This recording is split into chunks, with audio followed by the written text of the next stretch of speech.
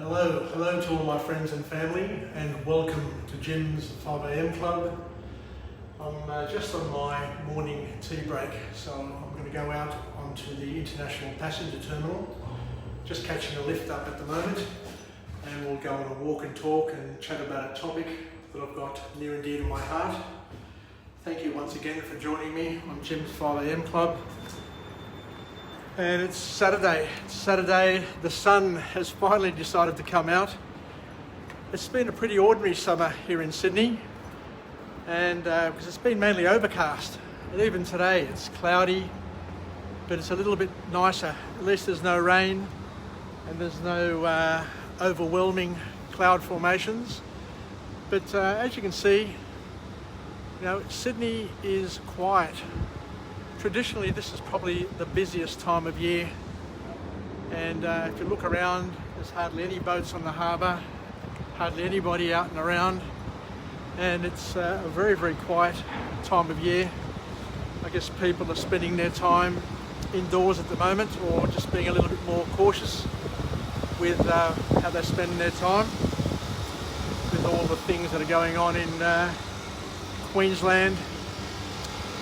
So let's have a chat about a topic. I've got a really interesting topic to talk about today. It's a very deep topic, and a quite confronting topic as well. So I hope I don't alarm anybody or upset anybody.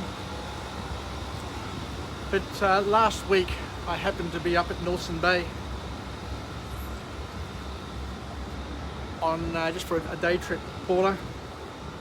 And we went out, and I decided to go with Paula to catch up with some friends of ours at the country club, which is beautiful. And while I was there, out of the corner of my eye, I saw a fellow who I knew from many years ago, and a guy who has my utmost respect and admiration. And he's much younger than me. He was friends with some people that I used to know, but I still do know, of course. We're still part of the same social circle. So he was friends of a good friend of mine who was much younger than me, maybe 10 years younger. So he's probably in his early 50s, I'd say. And I'll just relay the story, because the story will put it all into context. But as I say, since then he's become very successful in his own right. He's become a very successful professional, and it all goes back many years ago. So I would have been very young in probably about 30 years ago. So yeah, he would have been in his 20s, early 20s, and the friends of ours that we have in common decided to have a party. Their uncle had gone overseas, and they were house sitting his house. So what they decided to do is what any 20-year-old would want to do if they had a whole house to themselves back in the 90s. So they organised to have a party at their uncle's house, who they were dutifully house sitting, and invited all their friends and basically everybody they knew to come over for a party at Cronulla. I remember back in the good old days when we were young, had young families, were full of energy, and full of humour and full of love. And as it is, at a party, what everybody does is they drink, they enjoy themselves, and we danced, we had fun, had a good old laugh. And towards the end of the night, when it was time for us to leave, I remember going, saying goodbye to everybody and just going out the front of the house.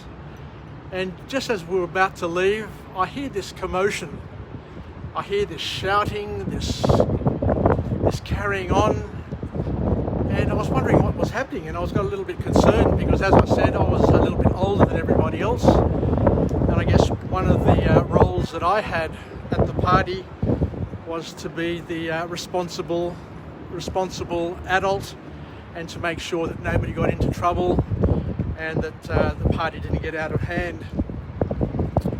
So I'll just try and relay the story as best as I remember it. So what happened was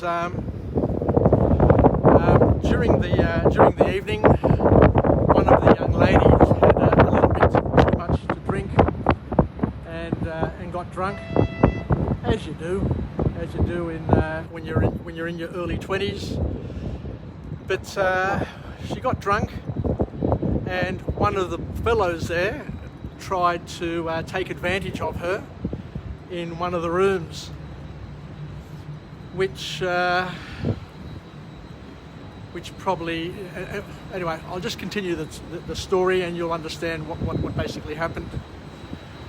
Anyway, the fellow that I'm referring to, who I respect dearly and really look up to, he was at the party and he walked past the room, and he realised that there was something happening behind those closed doors with somebody that he knew, and he felt obligated to do something about it. So he opened the door and he saw the other fellow trying to take advantage of a young girl, and I don't know how old she would have been. It's all pretty foggy back now, but she would have been younger. She would have been younger than the boys, so she may have been just a first year uni student coming to the party and just letting her hair down. And what happened was the fellow that I'm referring to started shouting, went and grabbed the other guy from his shoulder, from his shirt, and frog marched him out of the house and kicked him out of the party. But I remember him shouting at the top of his voice, saying, "Vendrepese, aliti, ikopela kipera aniliki," and you're trying to take advantage of her. So just trying to translate into Greek, he was basically shouting out to this guy saying, "How dare you? Don't you have any shame trying to take advantage of a young woman who's intoxicated? No, shame on you." And he grabbed him by the shirt and by the scruff of the neck and kicked him out of the house, kicked him out of the party, threw him out onto the street. And it's the sort of thing it's the sort of thing that I'd only seen in movies, you know, like it's and as I say, on reflection, when I saw him up at Nelson Bay, the first thing I said to him was, I remember you, Jim." His name was Jim. "I remember you, and I'll never forget you, mate, because back in the 80s, or back in the 90s, you were a young bloke back then, and yet you had strong values, and you did the right thing. You did the right thing, and I said, I'll never forget you." And he was pretty impressed. He was pretty impressed that A, I remembered him, and B, I remembered something that he did, which he'd almost probably forgotten. But it was something that I will never forget, because it was something which was a powerful moment in my life. Because I said to myself, how many people would come to the aid of a young woman who, and it's always questionable, you know, like what is consensual love, what is consensual behaviour, but he made a decision, and in his mind, you know, a young girl being drunk did not constitute consensual sort of behaviour or approval, and he jumped in and he did something to have a positive outcome or a positive influence on that young girl's life, and maybe to have a positive influence on that guy's life, to wake up to himself and realise that, you know, our role as men is not to take advantage of women who are not in a position to make a correct or a what's the word I'm looking for? A resourceful sort of decision. And I guess in this day and age, those sorts of values are probably less out there in the open. How many young guys these days would stick up for a lady, for a woman, and try and do the right thing by her in a situation like that? Dare I say, hardly any. Maybe most guys these days would be the first to go into the room and to try and do the wrong thing, if you know what I mean. But different times, different values, and different ideals, I guess. But as I mentioned before, it was something that I found very, very powerful, and it was a wake-up call for me as well to I'm finding it hard to talk because I know it's a very, very difficult topic. But as I said, like, how many people turn a blind eye to things that are happening around them which are not right, or which you can see that the person doesn't have the physical, mental, emotional capability of dealing with it. And you see it all the time, people making decisions when they're intoxicated, when they're drugged, when they're sad, when they're emotional, which are not good decisions, and they're decisions which are going to end up, end in tears, so to speak. But nobody has the guts to speak up. Nobody has the guts to voice an opinion, for fear of being ridiculed, for fear of being attacked themselves by other people who are suffering groupthink. But I guess the principle that I have in my life, and thank God my wife isn't a big drinker, because I wouldn't want somebody to find me attractive, or to love me, or to be interested in me if they're intoxicated. I wouldn't want to be making love to a woman who is only interested in making love to me when she's intoxicated, when she's spaced out, or not really there. I guess at the end of the day, for me, I want the relationship, I want the experience to be mutual, and I don't want it to be clouded in alcohol or drugs or other things which don't make it authentic and real. And as substances to make you amorous, to make you see other people more attractive than what they really are, or to affect or change your personality, then that's not the sort of person that you want to be hanging out with, or making love to, or interested in. At the end of the day, if you don't see me, or if I don't see you as you are, and find interest in you without synthetic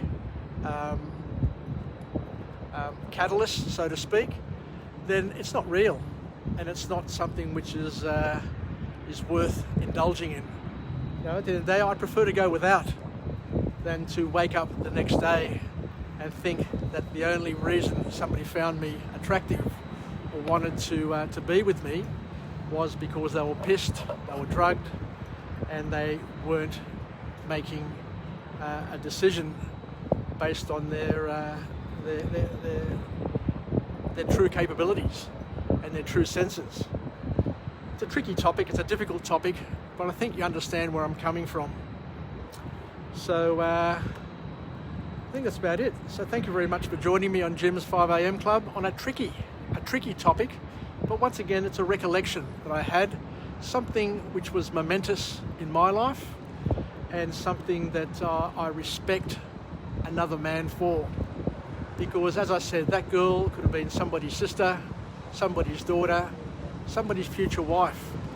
That could have been messed up. Her life could have been turned upside down if somebody didn't step in. If a brotherly figure, that's the word I'm looking for, a brotherly figure didn't step in to make an impact on her life. Because these days, how many girls are there out there? How many people out there are there that have got brothers who don't give a damn about their sisters, don't give a damn about their family values or what's happening in their world around themselves, other than their own selfish needs? Anyway, I think I'll cut it there. Because as I said, it's a tricky topic. So thank you very much for joining me on Jim's 5am Club on this difficult topic day. But as I say, I take great joy in putting my hand down the hole and pulling out the snake. As the Greeks say, "Na βγάζουμε το φίδι από την τρύπα." So thank you for joining me. Let's finish off with a positive affirmation. I'm alive, I'm well, and I feel absolutely great. To my friends and family, stay connected, stay relevant, and most importantly, I'll put my glasses on so I can see.